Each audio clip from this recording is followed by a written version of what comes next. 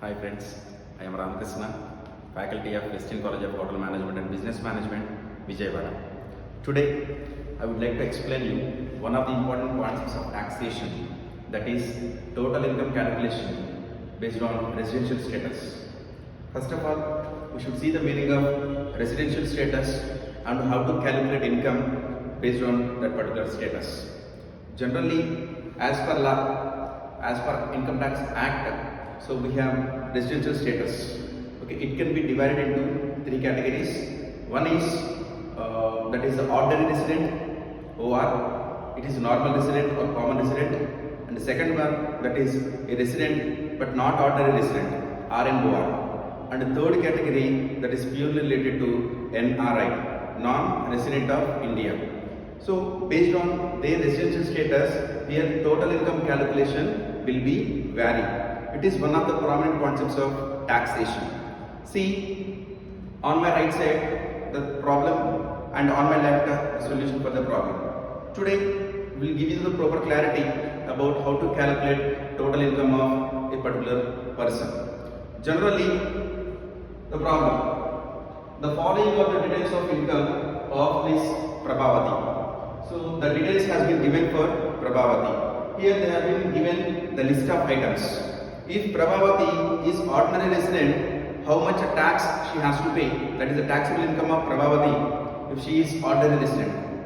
And second category, if she is RNOR, that is a resident but not ordinary resident, what is the taxable income? And finally, if she became the NRI, that is a non-resident of India, what is the taxable income based on the following information we have to identify.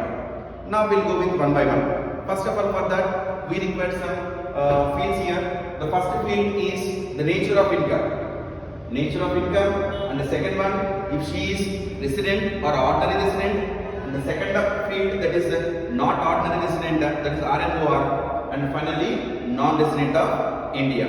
First, one by one we will go. ABC Company Limited dividend rupees 1000.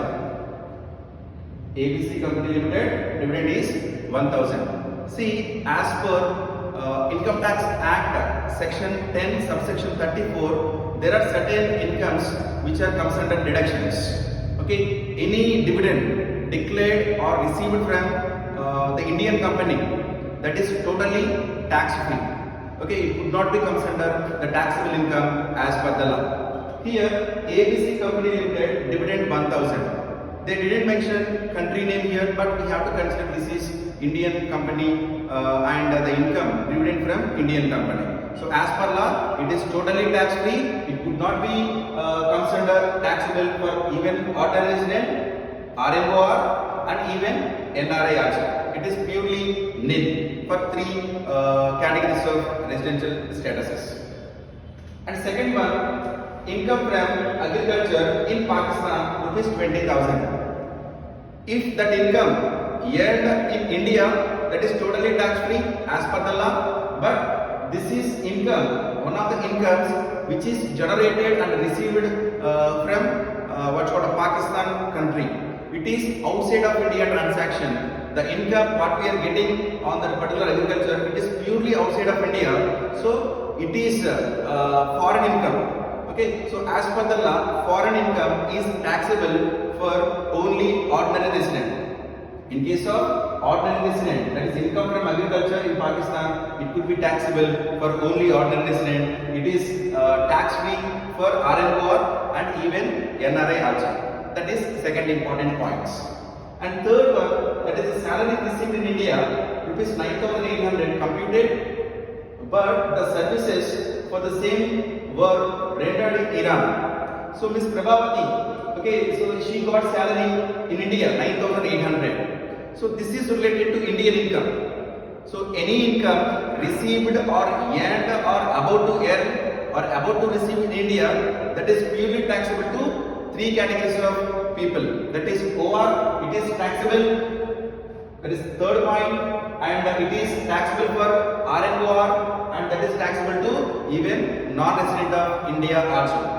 Okay, because the originated, it is generated and it is received in India only, that is why it is taxable to three people as per the law. Coming to the fourth point, income from business. In Pakistan, rupees 10,000 and the income remitted to India. But you see, in the brackets they have given one important sentence, that is controlled from India. Okay, here also, even though income earned in Pakistan but controlled from India. So because of that board, it could be taxable to RMOR and also ordinary resident. It is totally tax free for NRI. Okay, because it is controlled from India, controlled by Indian company or controlled from India, so it could be taxable to RMOR also. Okay, so here RMOR, NRI and ordinary resident, based on the number of days lived in our country, we can categorize it. If it is ordinary resident, that person should live in our country more than 182 days of time. That is more than 6 months that person should live in our country. Then only that person is called as ordinary resident. RMOR, in between 120 days to 182 days of time, that person should live in our country. So that is why that person is named as RMOR, a resident but not ordinary resident. For NRI, the person who lives in our country below 120 days of time, that person obviously called as NRI. I am talking about one particular assessment year. It could be vary, it could be changed from assessment year to assessment year. You should identify the deviation also. Okay, now coming to the part. So that is controlled from India, that is why it is taxable to both RMOR and also ordinary resident. And next one, if you see the point, income earned and received in Pakistan from bank deposits, rupees 5,000. If you observe carefully, this income does not belong to India and doesn't relate to India or Indian companies. It is purely outside of India income. So it is only taxable to ordinary resident. Okay, the ordinary resident is going to be what's called calculate this particular income as one of the taxable income. It is tax free for even RMOR and also NRI. And the final one, income accrued in India but received in Iran, is 10,000. See, I already told you that income accrued or received or earned in India, that is purely taxable to three categories of people. Okay, it is taxable to even ordinary resident, that is resident not ordinary resident, and even for NRI. Okay, so like that we have to post all the concepts. If Prabhavati becomes the ordinary resident, what is the taxable income? If Prabhavati became RMOR, how much tax she has to pay? That is taxable income. And finally, non-resident, that is the NRI, how much tax she has to pay. So everything will be calculated like that. Here three important points to be noted. First one, that is purely India related income. Second one, control from India. And third one, purely outside of India income. So based on these three dimensions, we can calculate the total income of a particular individual based on his or her residential status. Okay, so this is the concept of total income, and thank you so much. Thank you for watching.